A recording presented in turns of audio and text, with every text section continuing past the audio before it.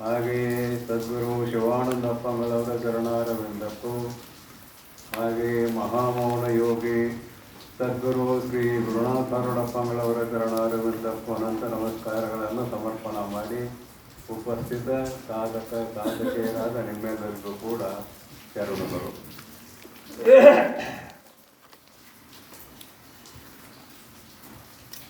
ಪರಮಾತ್ಮನೇ ಈ ಜಗತ್ತಿಗೆ ಕಾರಣ, ಪರಮಾತ್ಮನೇ ಸರ್ವ ಸಮರ್ಥ ಅನ್ನುವ ವಿಷಯದಲ್ಲಿ ಯಾವ ಸಂದೇಹಗಳು ಇಲ್ಲ ಅನ್ನುವಂತಹ ವಿಷಯವನ್ನು ಹೇಳ್ಕೊಂಡು ಬಂದರು. ಪರಮಾತ್ಮ ನಿತ್ಯ ಸ್ವರೂಪ, ಪರಮಾತ್ಮನು ಎಲ್ಲದರ ಒಳ ಹೊರಗೆ ತುಂಬಿಕೊಂಡವ, ಪರಮಾತ್ಮನು ಸರ್ವಜ್ಞ, ಪರಮಾತ್ಮನು ಮಾಯಾಶಕ್ತಿಯಿಂದ ಕೂಡಿಕೊಂಡು ಜಗತ್ತನ್ನು ನಿರ್ಮಾಣ ಮಾಡಿದವ. ಪರಮಾತ್ಮನಿಗೆ ಶರೀರ ಇಲ್ಲ, ಎಲ್ಲರ ಶರೀರಗಳಲ್ಲಿ ಇರುವವನು. ಪರಮಾತ್ಮನು ಎಲ್ಲ ಶರೀರಗಳಲ್ಲಿ ಇದ್ದು ಎಲ್ಲ ಶರೀರಗಳನ್ನು, ಎಲ್ಲ ಜೀವರಾಶಿಗಳನ್ನು, ಎಲ್ಲ ಭೂತಗಳನ್ನು ಆಕಾಶವೇ ಮೊದಲು ಮಾಡಿಕೊಂಡು ಎಲ್ಲ ಭೂತಗಳನ್ನು ನೇಮನ ಮಾಡುವವನು ಪರಮಾತ್ಮ. ಪರಮಾತ್ಮನು ಇಲ್ಲದೆ ಹೋದರೆ ಒಂದು ಹುಲ್ಲು ಕಡ್ಡಿಯು ಕೂಡ ಅಲಗಾಡುವುದಿಲ್ಲ ಅಂತ ಪೂರ್ವದ ಪ್ರವಚನದಲ್ಲಿ ಬಂದಿರುವ ವಿಷಯಗಳಿವು. ಪರಮಾತ್ಮನೇ ಈ ಜಗತ್ತನ್ನು ನಿರ್ಮಾಣ ಮಾಡಿದ ಅನ್ನುವುದಕ್ಕೆ ಶ್ರುತಿ ಪ್ರಮಾಣಗಳಿದ್ದಾವೆ. ಬರೆಯುವ ನಿಜಗುಣರು ತಪ್ಪಲು ಕಲ್ಪಿತವಾಗಿ ಬರೆದಿಲ್ಲ ಅನ್ನೋದಕ್ಕೆ ಅನೇಕ ಶ್ರುತಿ ಪ್ರಮಾಣಗಳಿದ್ದಾವೆ. ಪರಮಾತ್ಮನು ನಿತ್ಯ ಅನ್ನುವುದಕ್ಕೆ ಅಜೋ ನಿತ್ಯ ಶಾಶ್ವತೋಯಂ ಪುರಾಣೋ ನ ಹನ್ಯತೆ ಹನ್ಯಮಾನೆ ಶರೀರ ಅನ್ನುವ ಕಠೋಪನಿಷತ್ತಿನ ಶ್ರುತಿ ಪ್ರಮಾಣ ಇದೆ. ಪರಮಾತ್ಮನು ಎಲ್ಲದರ ಒಳ ಹೊರಗೆ ಇದ್ದಾನೆ ಅನ್ನುವುದಕ್ಕೆ ಈಶಾವಾಸ್ಯೋಪನಿಷತ್ತ ತದಂತರಸ್ಯ ಸರ್ವಸ್ಯ ತದು ಸರ್ವಸ್ಯಾಶ್ಯ ಬಾಹ್ಯತಃ ಅನ್ನುವ ಶ್ರುತಿ ಪ್ರಮಾಣ ಇದೆ.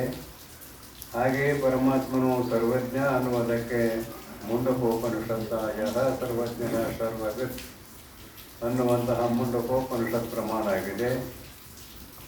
ಪರಮಾತ್ಮನು ಮಾಯಾಶಕ್ತಿಯಿಂದ ಒಳಗೂಡಿದ ಅನ್ನುವುದಕ್ಕೆ ಪರಾಶ ಶಕ್ತಿ ವಿವಿಧೈವ ಶ್ರೂಯತೆ ಅಂತ ಶ್ವೇತಾಶ್ವತರೋಪನಿಷತ್ ಪ್ರಮಾಣ ಇದೆ.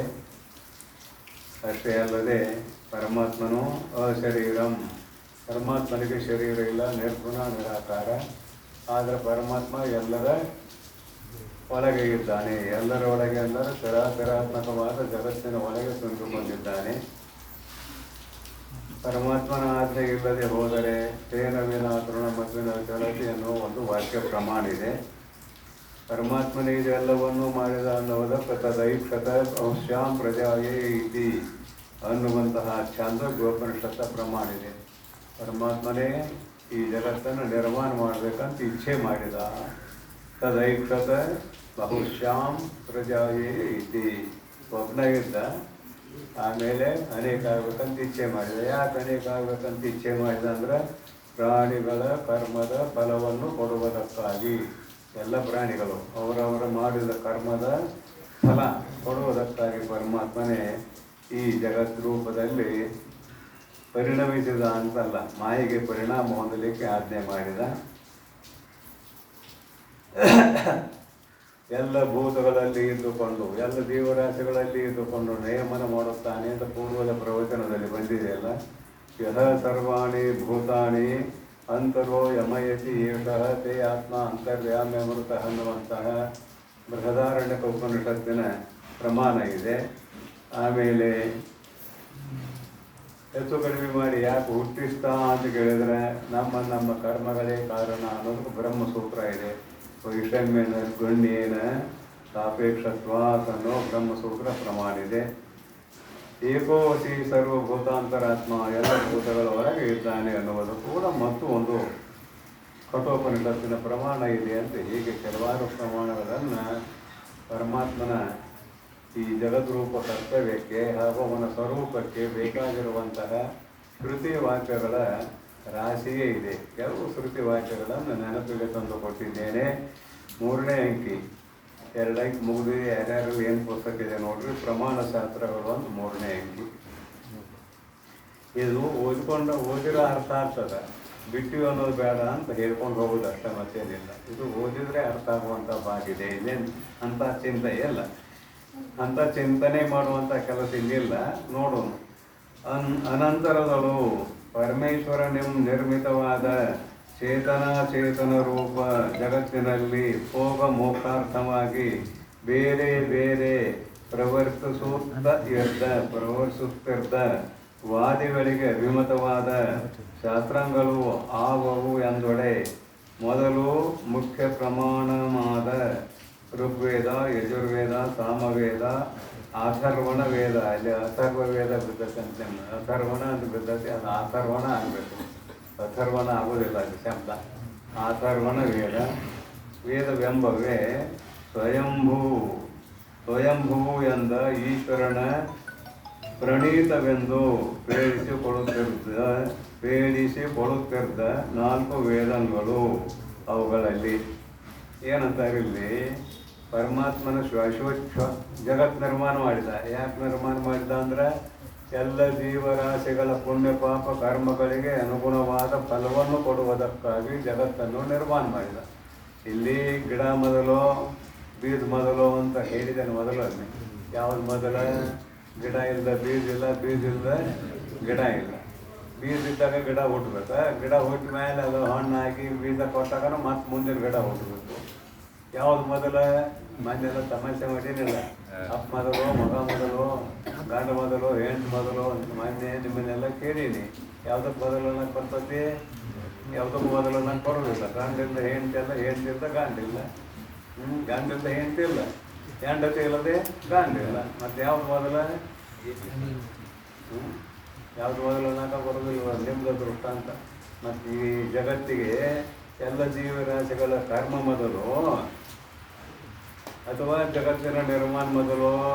ಜಗತ್ತಿಲ್ಲ ಅಂದ್ರೆ ಇವ್ರು ಕರ್ಮ ಹೆಂಗೆ ಮಾಡಿದ್ರು? ಇವ್ರು ಕರ್ಮ ಮಾಡಲಿಲ್ಲ ಅಂದ್ರೆ ಜಗತ್ತು ಹೆಂಗೆ ಹುಟ್ಟಿತು? ಗಿಡ ಮೊದಲು ಬೀಜ ಮೊದಲು ಅಂತ ಕೇಳಿದ್ರೆ ಅಂತ ಮೊನ್ನೊಂದ್ಸಲ ಪ್ರವಚನ ಬಂದಿದೆ. ಇದು ಮತ್ತೆ ನೆನಪ. ಅನಾದಿ ಅಂತ ಒಪ್ಪಿಟ್ಟಿದ್ದೇವೆ ಇದನ್ನು. ಅನಾದಿ ಅಂತ ಯಾಕೆ ಒಪ್ಪಿದ್ದೇವೆ ಅಂತ ಕೇಳಿದ್ರೆ ಯಾವಾಗ ಬಂದತ್ರ ಬರ್ತಿಲ್ಲ. ಇದು ಒಂದು ಭಾಗ. ಇನ್ನೊಂದು ಭಾಗದಲ್ಲಿ ಏನಂದ್ರೆ, ಇದಕ್ಕೆ ಇರಬೇಕೆ ಇದ್ದಿದ್ರೆ ಇದು ಯಾವಾಗ ಹುಟ್ಟಿತು, ಯಾರು ಹುಟ್ಟಿಸಿರು ಅಂತ ಹೇಳ್ಬೋದಾಗಿತ್ತು. ಈಗ ಹುಟ್ಟಿಸಿದ ಪರಮಾತ್ಮ ಅಂತ ಹೇಳಿ ಆಗೈತೆ ನಾವು. ಪರಮಾತ್ಮ ಹುಟ್ಟಿಸಿದ್ದಾನಂತ ಹೇಳಿದ್ದರಿಂದ ಮತ್ತು ನೀವೇ ಹೇಳಿದ್ರಲ್ಲ ಪರಮಾತ್ಮ ಹುಟ್ಟಿಸಿದ್ದಾನೆ ಅಂತ. ಹೌದಪ್ಪ, ಯಾಕೆ ಹೇಳಿದ್ವಿ ಅಂದ್ರೆ ಇದು ಹುಟ್ಟಿದೆ ಅಂತ ನೀವು ತಿಳ್ಕೊಂಡಿದ್ರಿ, ಅದಕ್ಕೆ ಹೇಳಿದೀವಿ. ಇದು ಹುಟ್ಟಿದೆ ಅಂತ ನೀವು ತಿಳ್ಕೊಂಡಿದ್ರಿ, ಅದಕ್ಕೆ ಹೇಳಿದೀವಿ. ನಮ್ಮ ದೃಷ್ಟಿಯಲ್ಲಿ, ಶಾಸ್ತ್ರಕಾರರ ದೃಷ್ಟಿಯಲ್ಲಿ ಇದು ಹುಟ್ಟೇ ಇಲ್ಲ. ಮತ್ತು ಹುಟ್ಟೈತೆ ಅಂತ ನೀವೇ ಹೇಳಿದಿರಲ್ಲ, ನಾನು ನಿಮ್ಮ ದೃಷ್ಟಿಯಿಂದ ಹೇಳಿದ್ದೀವಿ. ಹುಟ್ಟೇ ಇಲ್ಲ. ಈಗ ನಾವು ಹೇಳೋದು ಹಗ್ಗ ಹಾವಾಗಿದ್ದೇನೆ, ಹಗ್ಗದಲ್ಲಿ ಹಾವು ಹುಟ್ಟೈತೇನೆ? ಇಲ್ಲ. ಹಗ್ಗದಲ್ಲಿ ಹಾವು ಹುಟ್ಟಿಲ್ಲ. ಕಪ್ಪೆ ಚಿಪ್ಪಿನಾಗ ಬೆಳ್ಳಿ ಹುಟ್ಟಿಲ್ಲ. ಮೂರು ಮರದಲ್ಲಿ ಕಾಳ ಹುಟ್ಟಿಲ್ಲ. ಮತ್ತು ಅವು ಕಾಣ್ತಾವಲ್ಲ, ಇದೆಲ್ಲ ಕಾಣ್ತಾವಲ್ಲ, ಹುಟ್ಟಿಲ್ಲ ಕರಿ ಕಾಣ್ತಾವಲ್ಲ. ಬಿಸಿಲು ಕೂತಿರಿ ಅಂತಿರಲ್ಲ, ನೀರು ಹರಿದಂಗೆ ಕಾಣ್ತದೆ. ಅಲ್ಲಿ ನೀರು ಐತೇನಾದ್ರೆ ಅದು ಇಲ್ಲ. ಮತ್ತು ಕಾಣೋದಿಲ್ಲೇನು? ಕಾಣ್ತತಿ. ಇದು ಅಷ್ಟೇ ಜಗತ್ತಿನ ಹಣೆ ಬರ. ಕಾಣ್ತದೆ, ಇದು ಹುಟ್ಟೇ ಇಲ್ಲ. ಮಾತೃಕೆ ಕಾರಿಕೆಯಲ್ಲಿ ಬರೀತಾರೆ ಗೌಡಪಾದರು. ಪ್ರಪಂಚ ಒಂದು ವೇಳೆ ಇದ್ದರೆ ಅದು ನಾಶ ಆಗ್ತದೆ ಅಂತ ಹೇಳ್ಬಹುದಾಗಿತ್ತು. ಪ್ರಪಂಚವೇ ಇಲ್ಲ, ನಾಶ ಆಗ್ತದೆ ಅಂತ ಹೇಳೋದು ಎಲ್ಲಿ ಬಂತು? ಪ್ರಪಂಚವೇ ಇಲ್ಲ. ಮಾಯಾ ಮಾತ್ರ ಮಿದಂ ದ್ವೈತಂ ಅದ್ವೈತಂ ಪರಮಾರ್ಥತಃ. ಇದು ಕೇವಲ ಮಾಯಾ ಮಾತ್ರ. ಹಗ್ಗದಲ್ಲಿ ಕ್ರಾಂತಿಕಾಲದಲ್ಲಿ ಹಗ್ಗದಲ್ಲಿ ತೋರುವ ಹಾವು, ಹಗ್ಗದಲ್ಲಿ ತಿರ್ಸಾಕ ಹೇಳ್ತೇವೆ, ಮತ್ತೇನಿಲ್ಲ. ಇದು ಬಿದ್ದದ ಹಗ್ಗ ಮತ್ತು ಅದು ಅಧಿಷ್ಠಾನ. ಅದರಲ್ಲಿ ತೋರುವಂಥ ಹಾವು ಇದೆಯಲ್ಲ, ಅದು ಹುಟ್ಟೇ ಇಲ್ಲ, ತೋರ್ತದ. ವಿಚಾರ ಮಾಡಿದ ಮೇಲೆ ಅದಕ್ಕೆ ಇರುವಿಕೆ ಐತೆ ಅನ್ನಂದ್ರೆ ಇಲ್ಲ. ಯಾವಾಗ ಅಧಿಷ್ಠಾನದ ಜ್ಞಾನ ಅದ. ಅಲ್ಲಿ ಅಧಿಷ್ಠಾನ ಯಾವುದು? ಹಗ್ಗ. ದೃಷ್ಟಾಂತದಲ್ಲಿ ಅಧಿಷ್ಠಾನ ಯಾವುದು? ಹಗ್ಗ. ಯಾವುದಕ್ಕೆ ಅಧಿಷ್ಠಾನ ಅದ? ಕಲ್ಪಿತ ಸರ್ಪಕ್ಕೆ ಅಧಿಷ್ಠಾನ. ಕಲ್ಪಿತ ಸರ್ಪಕ್ಕೆ ಅಧಿಷ್ಠಾನ. ಇದು ಕೂಡ ಕಲ್ಪಿತ ಪರಮಾನುಭವ ಬೋಧಕ್ಕೆ ಬಂದಿದೆ. ಪರದಳು ಆಕಸ್ಮಿಕ ವಾದನ ಕಲ್ಪಿತ ಪುರುಷ ನಿಖಿಲ ಭಾವದೊಡಗೂಡಿ. ಮೊದಲು ಯಾವ ತಯಾರಾದ ಅಂದ್ರೆ ಕಲ್ಪಿತ ಪುರುಷ ತಯಾರಾದಂತ. ಪರದಳು ಅಂದ್ರೆ ಆತ್ಮತತ್ವದಲ್ಲಿ ಕಲ್ಪಿತ ಪುರುಷ ತಯಾರಾದ. ಅವನ ಕಲ್ಪಿತ, ಅವನಿಂದ ಮುಂದೆ ಜಗತ್ತಾಗೈತೆ. ಇದೆಷ್ಟು ಕಲ್ಪನೆ ಇದೆಷ್ಟು ಕಲ್ಪಿತ ಆಗಬಾರ್ದು, ಇದೆಷ್ಟು ಕಲ್ಪಿತ ಆಗಬಾರ್ದು. ಇಲ್ಲಿ ಹಗ್ಗವು ಕೂಡ ಕಲ್ಪಿತವೇ. ಹಗ್ಗ ಅಧಿಷ್ಠಾನ ಆಗುವುದಿಲ್ಲ ನಿಜವಾಗಿಯೂ. ಹಾವಿಗೆ ಹಗ್ಗ ಅಧಿಷ್ಠಾನ ಆಗುವುದಿಲ್ಲ. ಮತ್ತೆ ಅಲ್ಲಿ ಅಧಿಷ್ಠಾನ ಯಾರು ಅಂತ ಕೇಳಿದ್ರೆ ರಜ್ಜವಚ್ಛಿನ್ನ ಚೈತನ್ಯ ಅಧಿಷ್ಠಾನ. ರಜ್ಜವಚ್ಛಿನ್ನ ಚೈತನ್ಯ ಅಧಿಷ್ಠಾನ. ಯಾಕಂದ್ರೆ ಚೈತನ್ಯಕ್ಕೆ ಇರುವಿಕೆ ಇದೆ ಅಲ್ಲದೆ ಹಗ್ಗಕ್ಕೂ ಕೂಡ ಇರುವಿಕೆ ಇಲ್ಲ. ದೃಷ್ಟಾಂತ ಏನು ಮಾಡ್ಬೇಕಂದ್ರೆ ನೀವು ಏನು ನೋಡ್ತೀರಲ್ಲ ಅದರಾಗಿಂದ ಒಂದು ತಗೊಂಡು ದೃಷ್ಟಾಂತ ಮಾಡ್ಬೇಕು ನಾವು, ಮತ್ತೇನಿಲ್ಲ. ಇದಕ್ಕೊಂದು ನ್ಯಾಯ ಬರೀತದ ನಮ್ಮಲ್ಲಿ. ಉಷ್ಟ್ರ ಕಾಷ್ಟ ನ್ಯಾಯ ಅಂತ ಒಂದು ನ್ಯಾಯ.